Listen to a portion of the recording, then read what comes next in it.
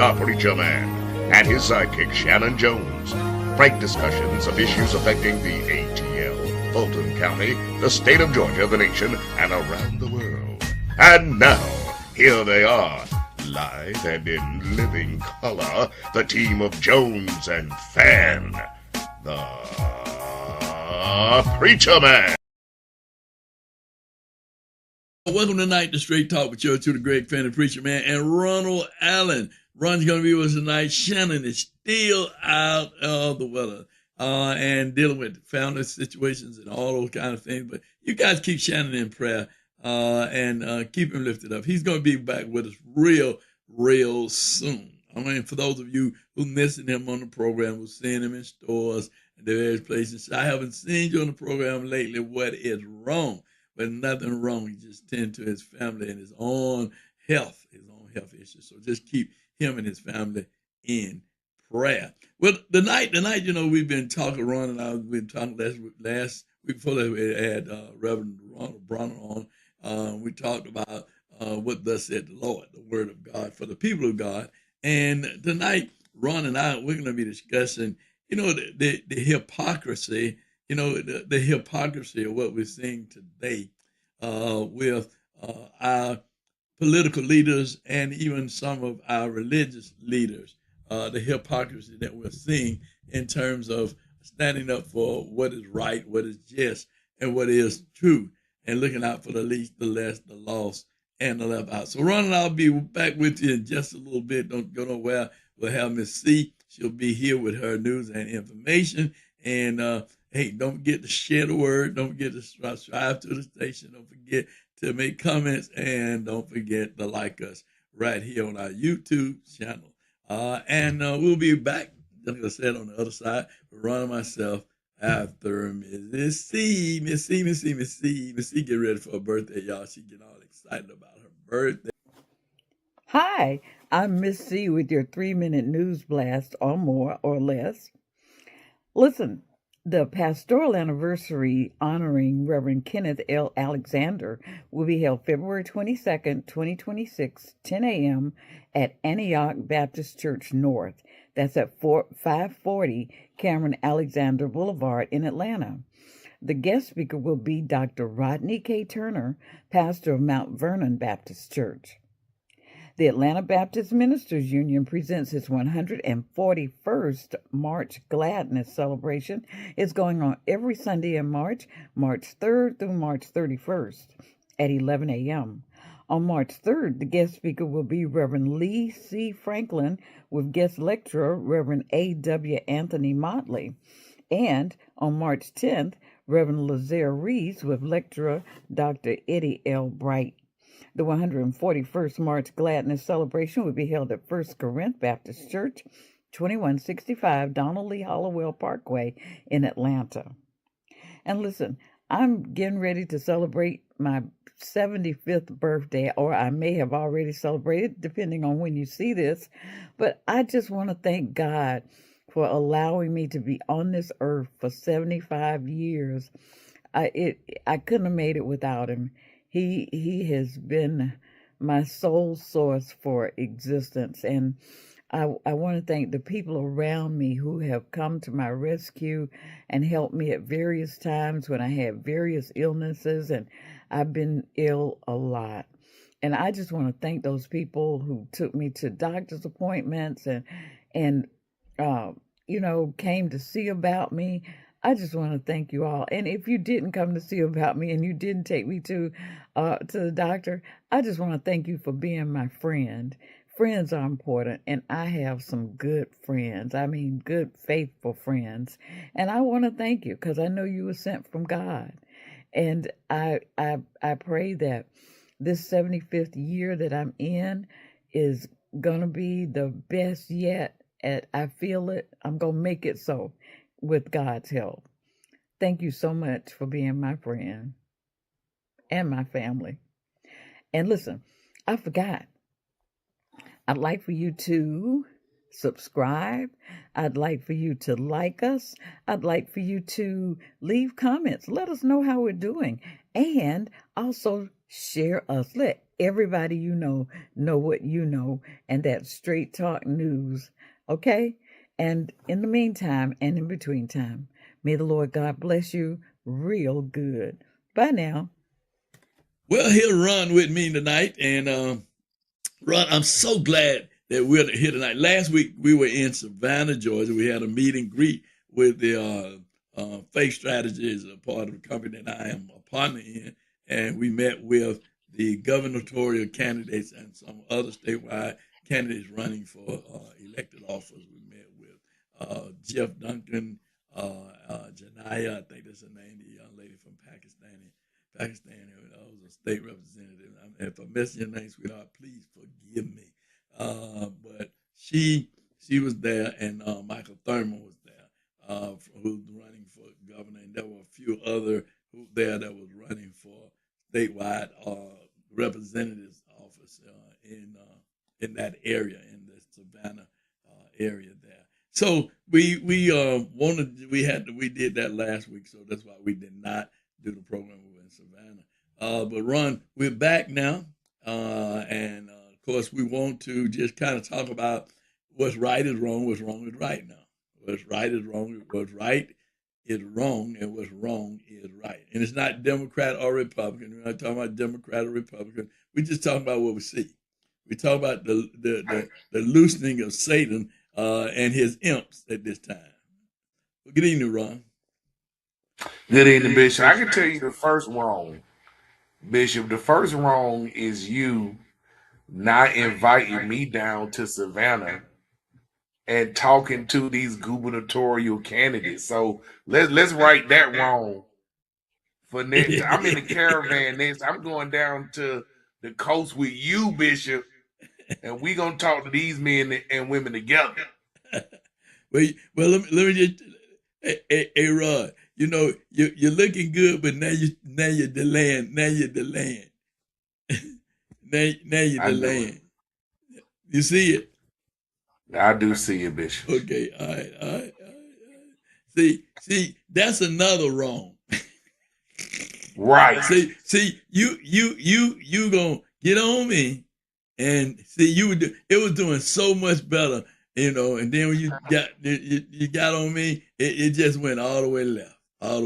But the next time, right.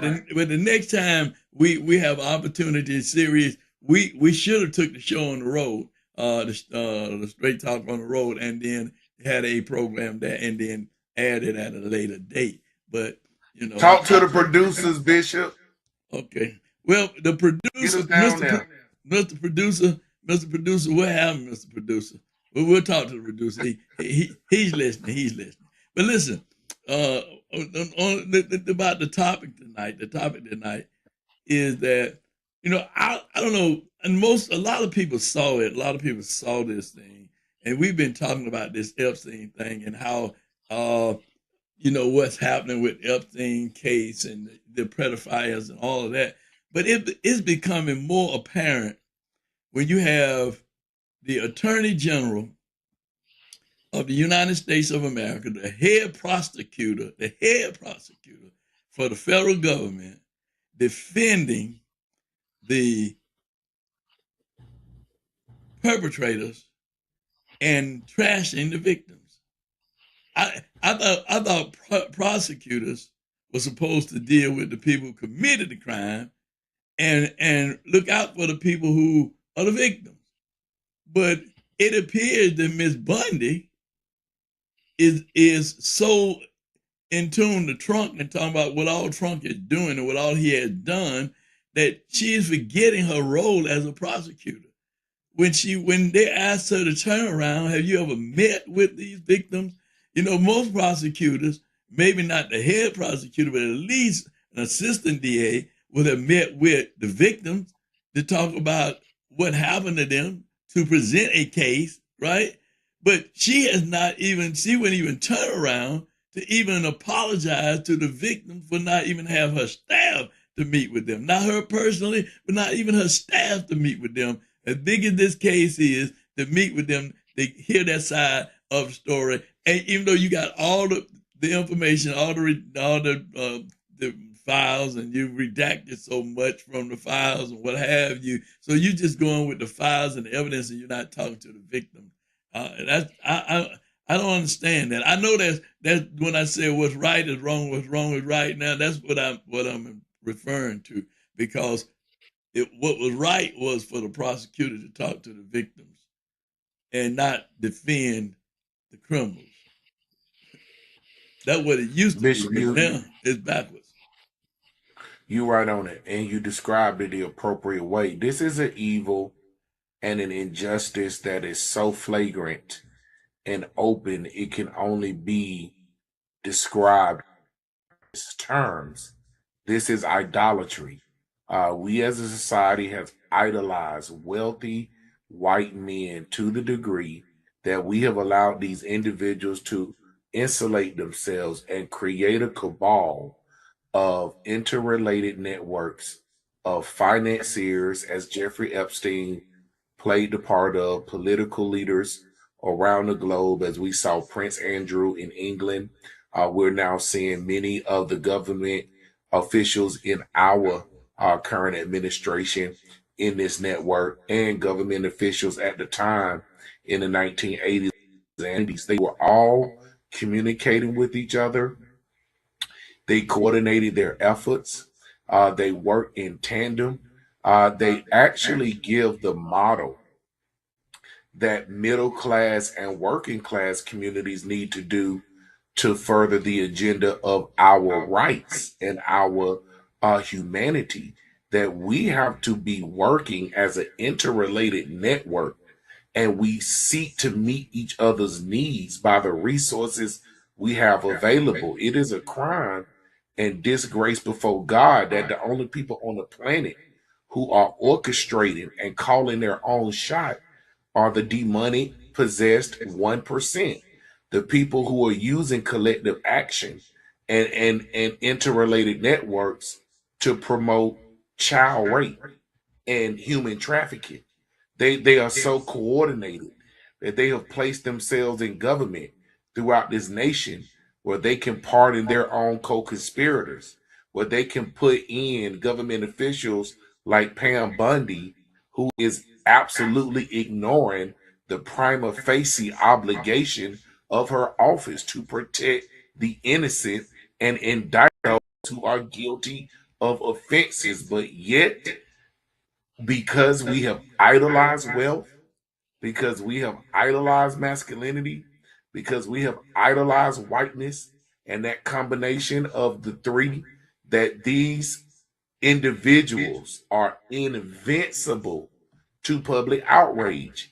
They are invincible to public conviction and condemnation, that they are now too big, Bishop, to fail.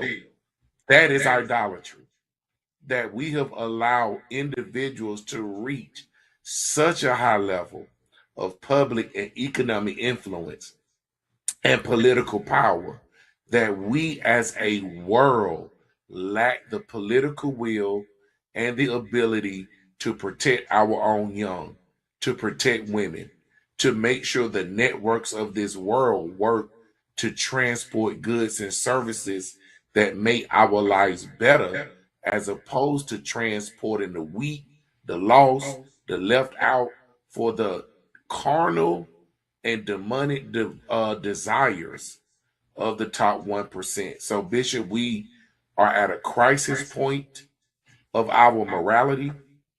We're at a crisis point, as you said, in which evil is being called good, and the good, the processing and indicting of these men is being called evil. That's the one thing we are unable to do, as the Attorney General just did, Bishop. So we as the people and as a congregation, a body, we need to rise up as one, and truly put consequences for this level of idolatry, for those who have taken so much and left us fighting over the remainder. Ron, I wanted to just kind of talk with Revelation chapter 7. when it talks about the the, the dragon that was slain, and how the dragon who was slain then out of the sea comes a beast that's made with leopard, like a leopard, and a bear, and with teeth like a lion.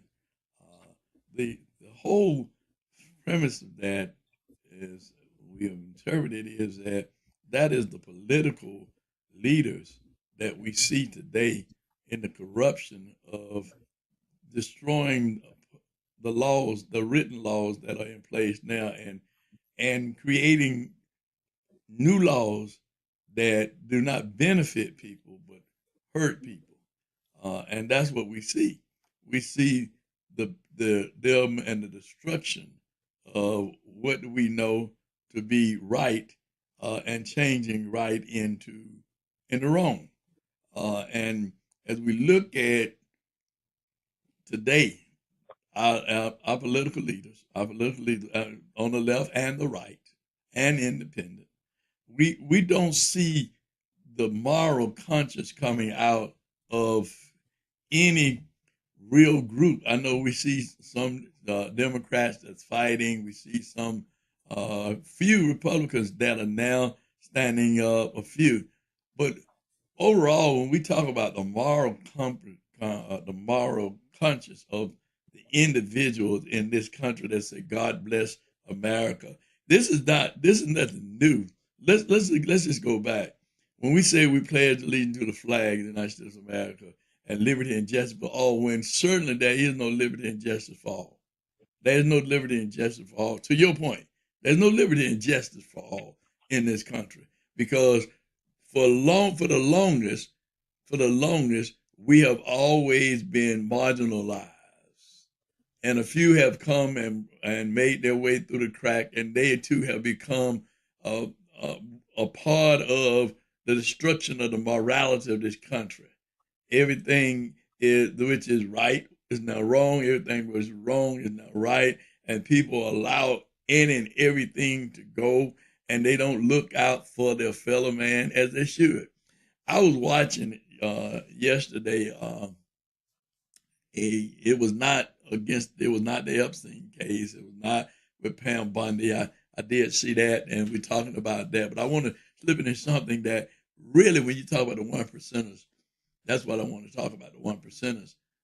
This senator or congressional woman, congresswoman, she brought the CEO of CVS, CVS, the drugstore, the pharmacist, and she began to talk about. She asked him a question. She asked him a series of questions, and little did I know, little did a whole lot of people know. She said, "Now you're the CEO of CVS." He said, "Yes, I am." She said, "Now CVS is also is the owner of Aetna Insurance Company. So Aetna Insurance Company is owned by CVS." "Yes, it is." She said, "Okay." She said, "Well, there's a network of doctors that's in Aetna, correct?" "Yes, they are." She said, "Now, Oak Street, which is a senior health facility, is owned also by CVS." "Yes, it is." She said, "And the doctors that work there work in the out of the network that the doctors in that are in the network for Aetna, they do similar same thing for prescribed prescription drugs that you sell at CVS.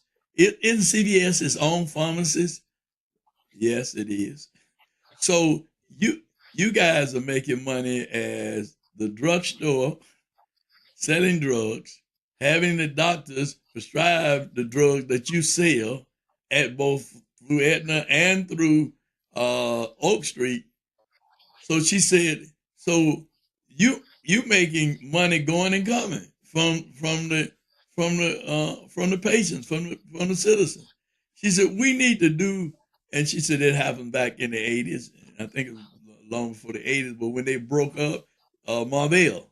When Marvell was a Mm-hmm. company that everybody had to go to Southern Bell. If you did anything with telephone at all, you were going through Marvell. And they broke up Marvell, and that's why we got Verizon, Sprint, and all these other companies now, because now they having the opportunity to make some money that Marvell was making all the money, right? So she said we need to look at breaking up some of these companies that everything they making money off of everything because they have all these other companies. And when you have a network of doctors in your network, they're going to be prescribing drugs that you sell. So you're making money. Mm-hmm. And then when the drugs at the price that you're paying for them, some people because they're paying high prices for these pills. We're pill takers. everybody on pill. I remember I was taking one pill. Now I may be taking 6, 7 pills. I mean, and a lot of people because I'm going to these doctors that's in their network that tell me, well, you need this pill, you need this pill, you need this pill, you need this pill, and you need this pill. And so you still now I'm getting pills from CVS from the doctors that's from their network. And I'm not the only one. And I'm sure there are others too. So I'm just saying is that the one percenters, that's the one percenters I'm talking about. They control everything. Because I guarantee you that CEO, his bonus, his yearly bonus from what he's making off of all of those businesses that he's the CEO over, right? That bonus, ain't no telling how many $millions he get each year just in a bonus from being the CEO of that CBS. Ain't no telling how many millions he's making. Because they've cornered the market, and we've allowed these conglomerates in the different industries that make up our lifestyle, whether they be industries of transportation or education, chemical and medical production, research and development, that we have allowed these ingrained billionaires and this revolving door between the corporate elites and our government structure. We see our president has just received, what is it, the undisputed champion of coal award he got as now the greatest political champion of the coal industry. And so when you have premised this episode, Bishop, calling good evil and evil good, we see that corporations, which in theory have been created to provide us, the population, the goods and services that we need to live, that system has actually been inverted, in which we, the public, exist. We work every day to provide profit and revenue streams and stock value to these corporations who are Citizens United in this country begin to formally recognize corporations as human entities, as entities that have rights that now have to be respected by the court, and to give these entities, these man-made creations, these social constructions, they are now fixing elections. They are now terraforming the world so that we, the general population, will be forced and coerced into taking their products, whether they be health related, as you've talked about, the monopoly that Aetna, CVS, and that whole system is enjoying over our health. This is our health, Bishop. The body is the temple. So the temple now is connected with demagogues who are making a profit by diagnosing our issues, treating our issues, and ensuring us in the first place to give us access to the scam.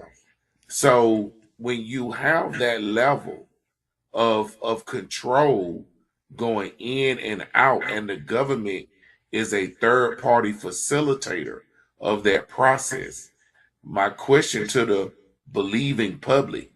How do you reform that system?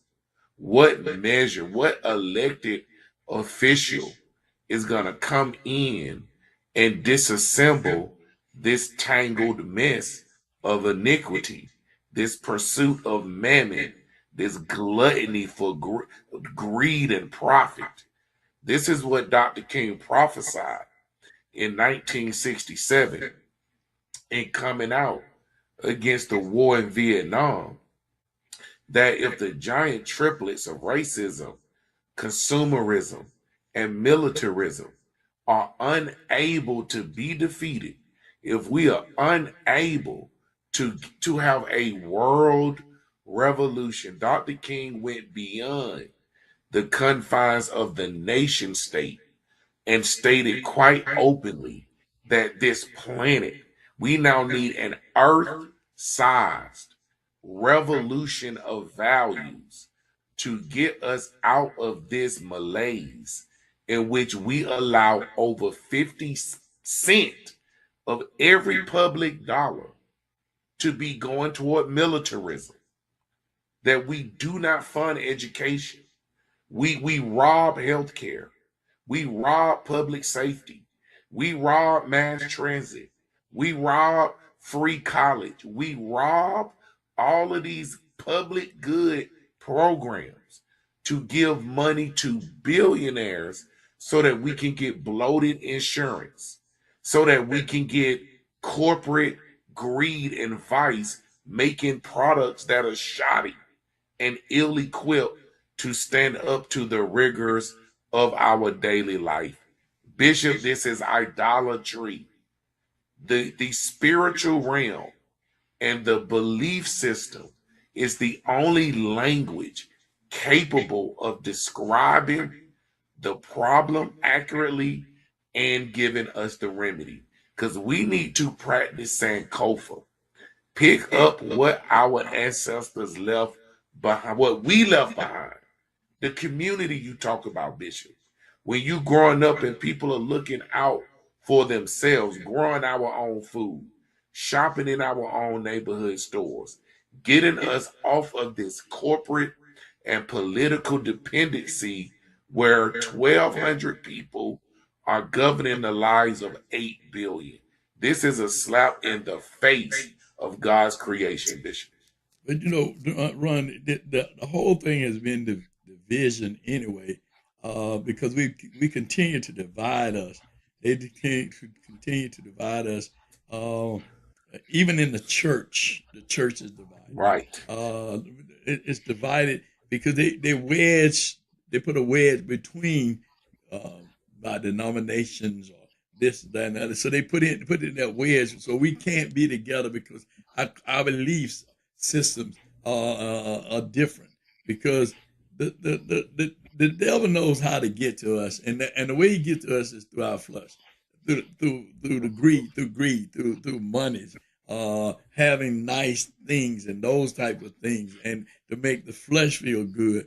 But yet it creates hardship as we supposed to be looking out for the least, the less, the lost. Well, that old adage, I got mine, you got to get yours. But I cannot get mine if you're not giving me or making room for me to get it. When I'm coming up and I'm pulling myself up by my bootstrap, then you knock me back down. So how in the world can I get mine? How can I get mine? The only thing only way that I can get mine is what God provides for me and God gives me, and I believe and trust in God and not in this capitalistic system. But I believe in God making sure that providing my every need according to his riches and glory. Because if we look at what's going on today in our society, Ron, when Elon Musk says straight up that people won't have to work because AI is going to take the jobs away from people.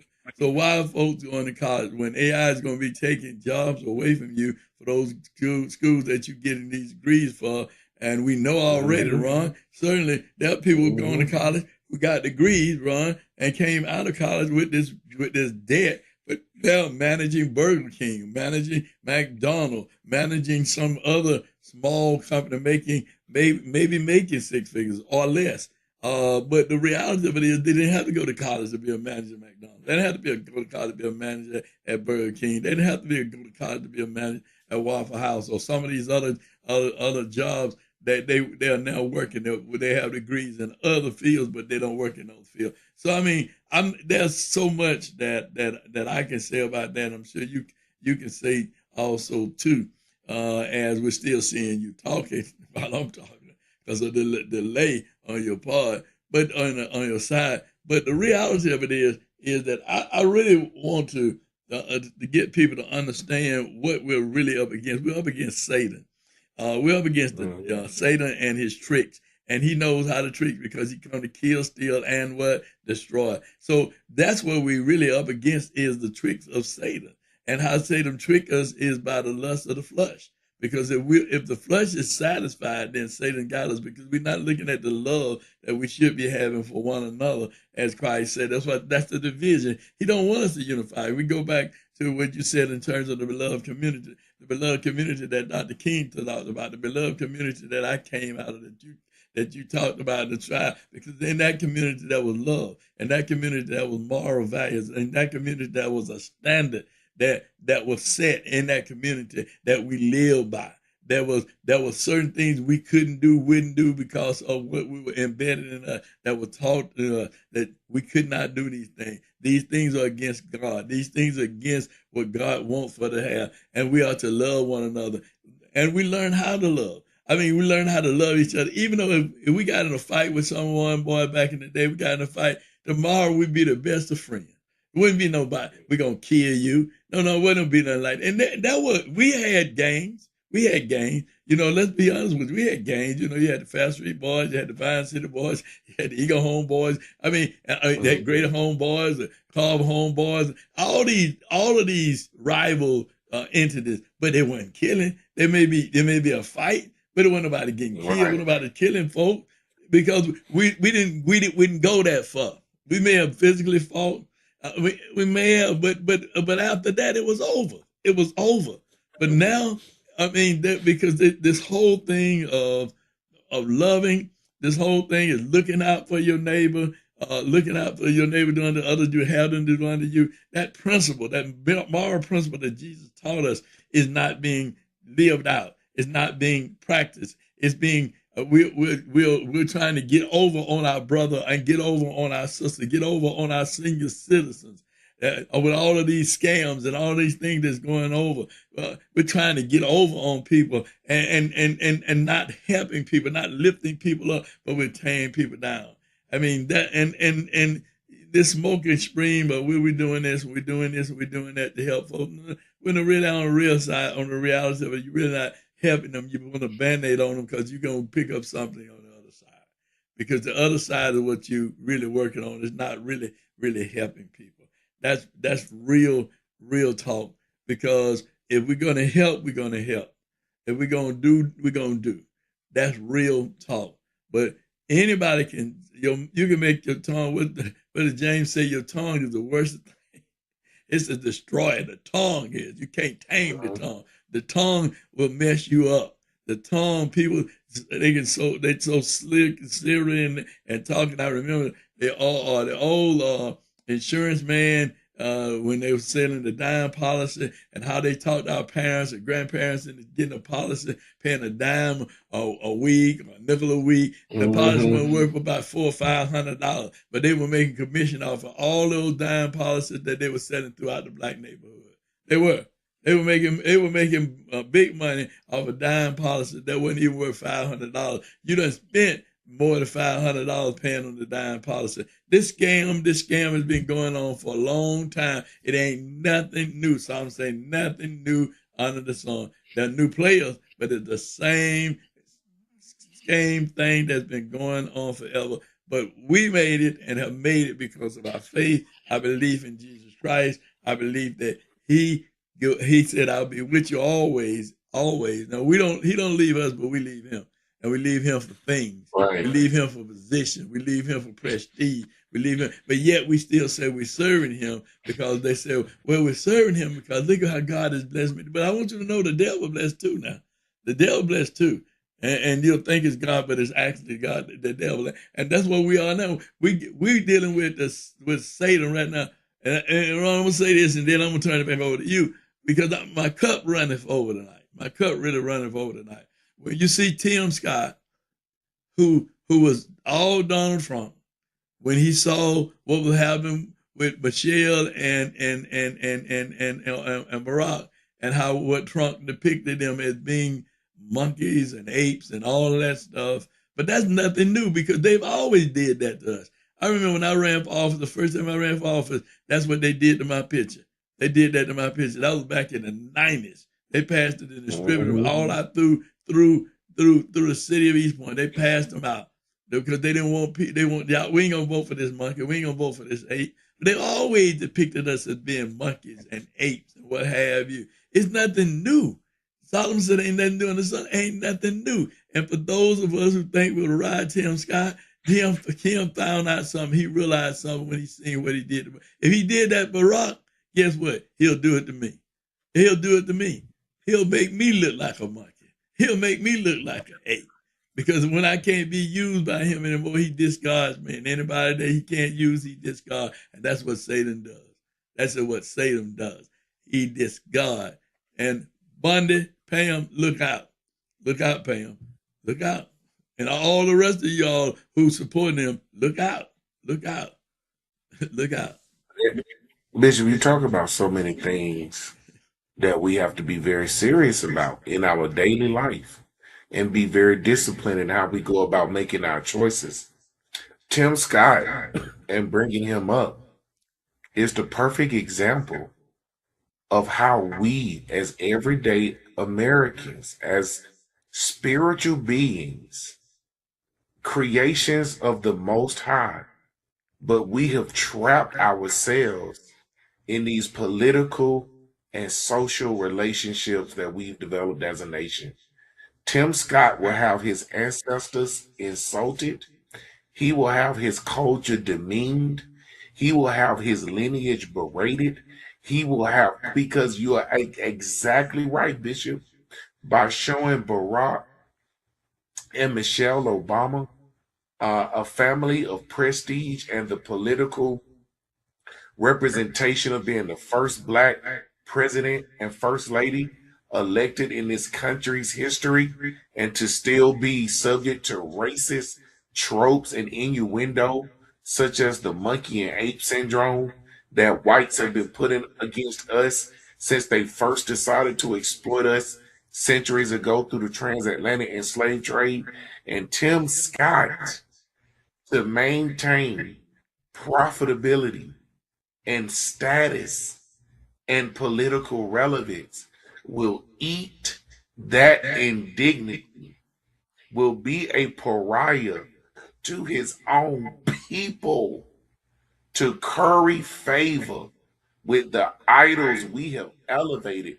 And he comes out with the weakest, most ineffectual opposition and condemnation for what is blatant bigotry, hatred. It should, and I know in this country they call that free speech, but that is hate speech coming from the president of the United States and the history that he has exploiting black renters in New York City and throughout other of his properties in this nation, the way he has targeted black culture to exponentially inflate his marketability, but then oppose every program of excellence, of well-being that benefits the black community. What a walking contradiction and idol Tim Scott made himself and other African Americans who continue to play that Uncle Tom role, that for mainstream viability.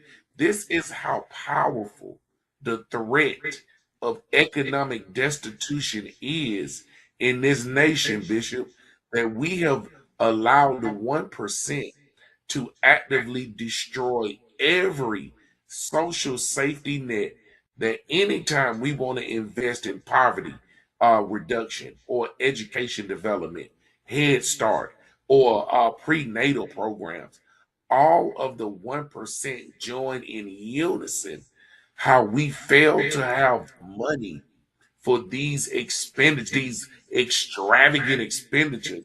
But again, we don't have any problem with the government investing billions in a billionaire's company like SpaceX with Elon Musk. And we don't have an issue with Halliburton, with Dick Cheney, may he rest in peace, in the Bush years when they were orchestrating the Iraq war and making profits off the political decisions that they've been making. We have no issue when the government, and we have money to fund ICE. ICE is being, and let's hope, Bishop, that unlike at the end of 2025, the Democrats hold the line on this funding of the Department of Homeland Security and put a check on this rogue goon squad that is being funded with public money.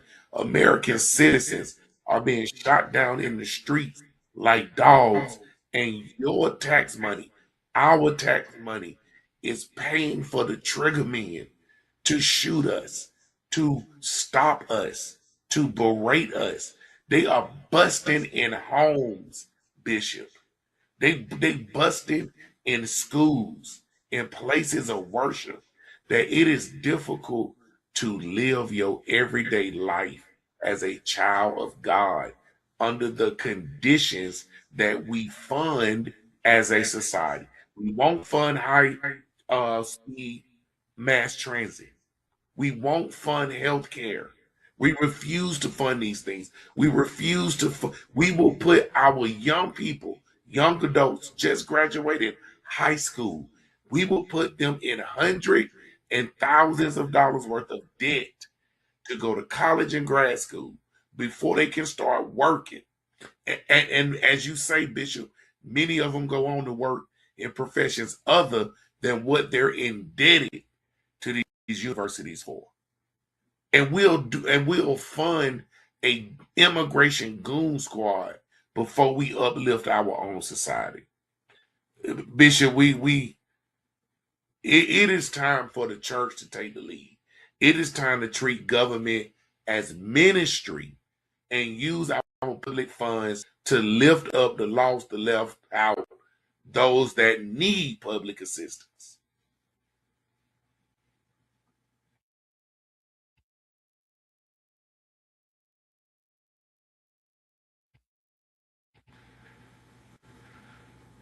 I'm sorry, Ron. I agree with you 100%. I thank you so very, very much. I cut my mic off.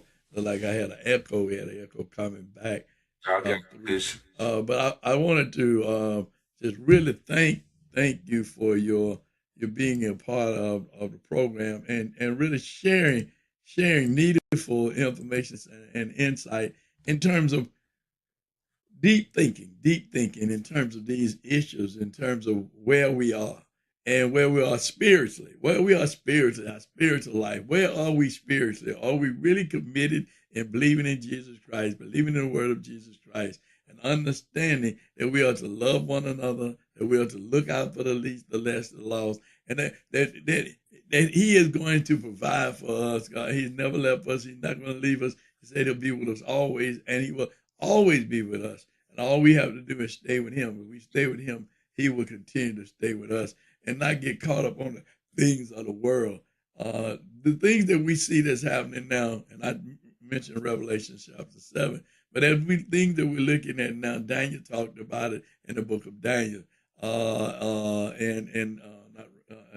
mentioned Daniel 7. Daniel talked about it in chapter 7, but also John talked about it in Revelation chapter 13. So the things that we're seeing now, we're experiencing now, or seeing now, the Bible has foretold us these things shall come to pass. But are we going to stay with God? Are we going to stay with the Word? Or are we going to lose our mind on the wickedness of what Satan is allowing? Satan has been allowed to do at this time. But we must stay focused and committed and trusting and really trusting and believing in the Word of God and leaning and depending on him. Because many will follow the wide and broad road. And there'll be only a few that'll go that narrow path that leads to eternal life with Jesus Christ. Where the focus is, where do you want to spend eternity? We brought nothing into this world, not taking anything away. Nothing but our soul. In the end, that's all we have. That's the most precious thing that we can ever have is our soul. So, brothers and sisters, thank you so much for joining us tonight on Straight Talk with Ron and myself. And it ain't been nothing but straight talk. Don't forget to do nothing but don't forget to subscribe. Don't forget to like. Don't forget to make a comment. Don't forget to share. If you like to be on the program, go out to Straight Talk News 1362@gmail.com. Let Miss C know, and she will get you on, and we'll have you on to talk with you about your views and your opinion about what's going on in this dispensation. All right? Well, Ron, this ain't been nothing but straight talk. I know Ron is still over there talking. It looks like he's talking now, but Still Ron has going. that I'm delay. still going. He's still going. He has that delay. But Ron, listen, I'm gonna put it like this right here, Ron. This ain't been nothing but what, Ron? Straight talk. Until next week, it's been nothing but straight talk with Joseph, a great fan, the preacher man, and Ronald Allen, and hopefully we'll have Shannon back with us. And Miss C, thank you, Miss C, for all that you do. And we trust to God that you have a beautiful and a happy birthday. Want to be a guest on Straight Talk? Email Greg Fan at FANN922@Comcast.net or call 404-308-0795. Join us again for another episode of Straight Talk with Shannon Jones and Greg Pan, the Preacher Man.